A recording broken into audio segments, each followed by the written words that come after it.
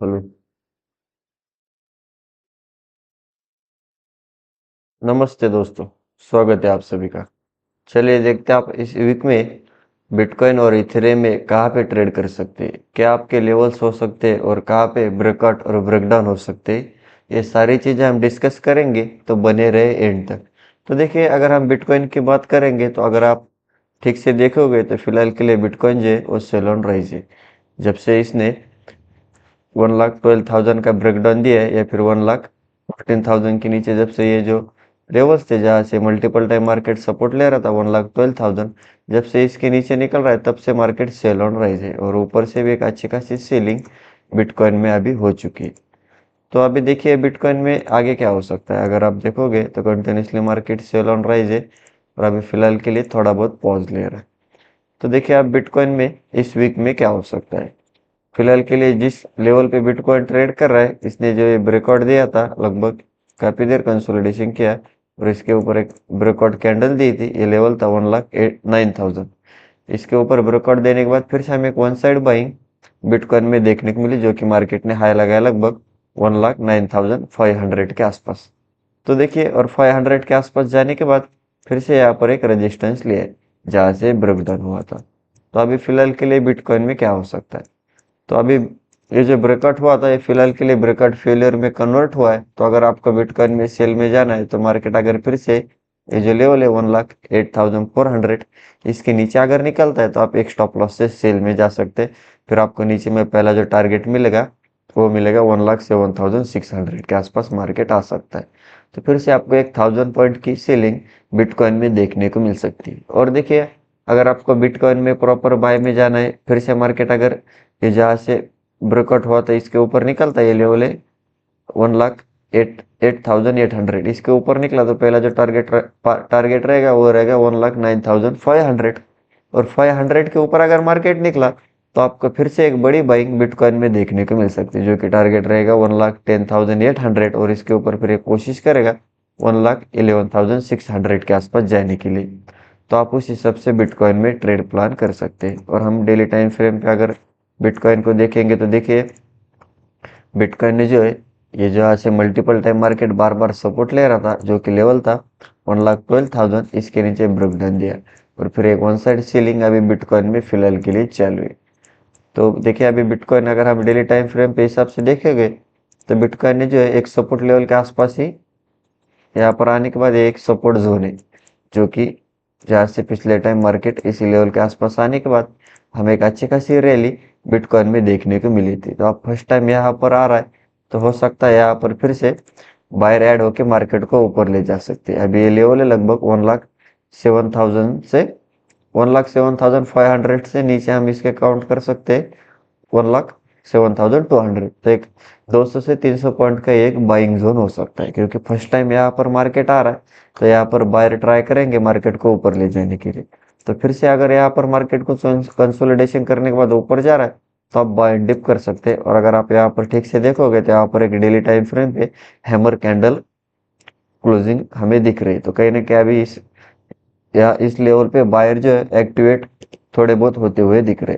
तो देखिए, अगर प्रॉपर बाइंग की बात करेंगे तो मार्केट 1,10,000 के ऊपर निकला तो 1,12,000, और वो अगर 1,12,000 के ऊपर अगर मार्केट निकला तो फिर हमें एक बड़ी बाइंग बिटकॉइन में देखने को मिल सकती है, जो कि नेक्स्ट टारगेट रहेगा सीधा 1,18,000 के आसपास मार्केट जा सकता है। तो फिर से आपको एक 5 से 6 हजार पॉइंट की बाइंग बिटकॉइन में देखने को मिल सकती है।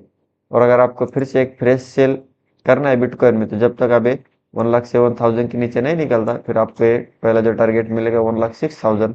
और 6,000 के नीचे अगर निकला तो फिर से हमें बड़ी सेलिंग बिटकॉइन में देखने को मिल सकती है, जो कि टारगेट रहेगा 1,02,000।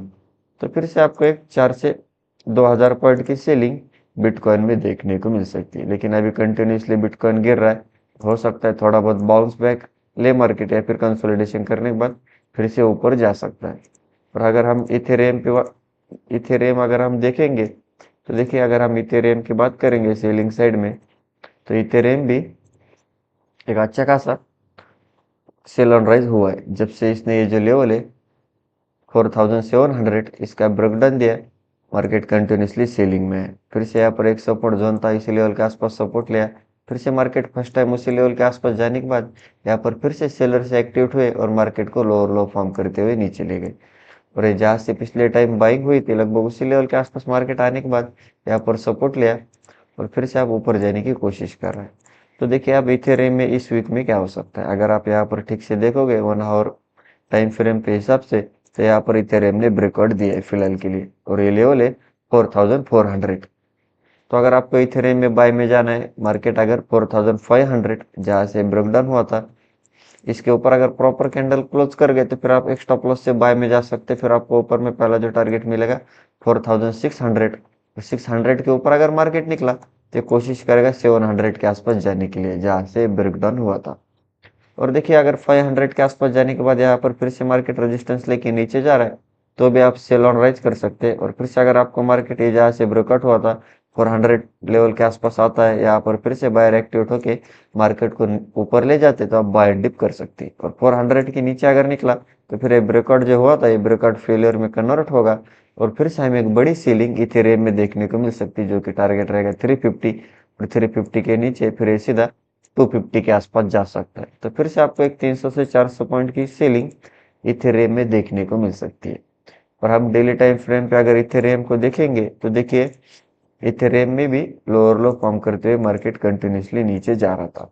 अभी फिलहाल के लिए मार्केट एक पॉज ले रहा है जब से इसने लाइफ टाइम हाई लगाया 4850 5000 के आसपास और मार्केट इमीडिएटली रिवर्स हुआ। उसके बाद हमें एक बड़ी सेलिंग कैंडल देखने को मिली, मार्केट ने एक बार रिटेस्ट किया और कंटिन्यूसली सेल ऑन राइज था।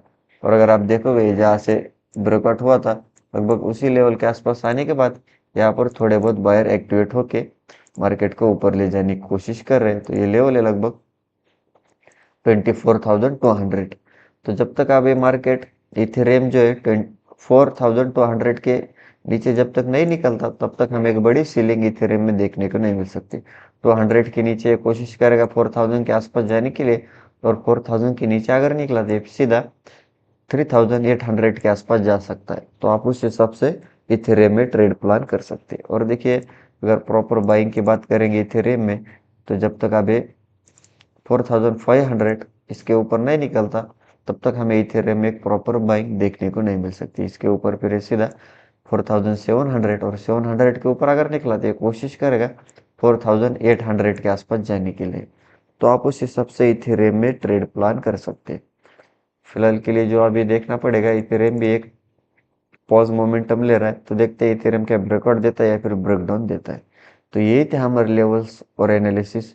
वीडियो अच्छा लगा तो वीडियो को लाइक कीजिए, चैनल को अभी तक सब्सक्राइब नहीं किया तो सब्सक्राइब जरूर कीजिए। मिलते हैं नेक्स्ट वीडियो में। जय हिंद।